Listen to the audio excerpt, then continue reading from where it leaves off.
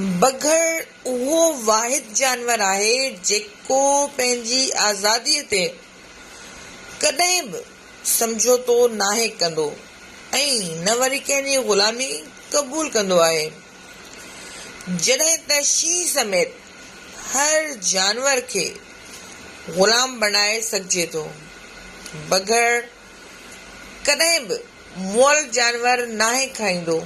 ही झंग जे बादशाह जो तरीक़ो आहे। बघड़ कॾहिं बि मुहरमात मादिन ते नज़र नाहे विझंदो, यानी ॿियनि जानवरनि खां बिल्कुलु मुख़्तलिफ़ आहे।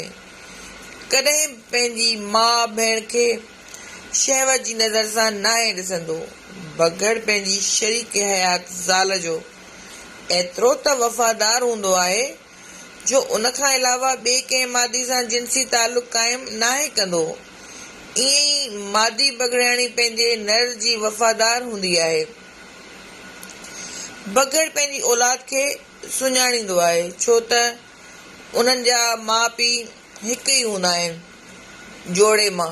जेकॾहिं को हिकिड़ो मरी वेंदो आहे त ॿियो मरण वारे जी जाइती घटि में घटि 3 महीना रोज़ानो बीही करे सोग ऐं अफ़सोस जो इज़हार कंदो आहे। बघड़ खे अरबी ज़बान में इब्नुल बार चयो वेंदो आहे, जंहिंजी माना आहे नेक पुटु, छो त जॾहिं बघड़ जा पीउ माउ कुराड़ा थी वेंदा आहिनि त ही शिकार करे पंहिंजे पीउ ऐं माउ खे खाराईंदो आहे ऐं उन्हनि जो पूरो ख़्यालु रखंदो आहे।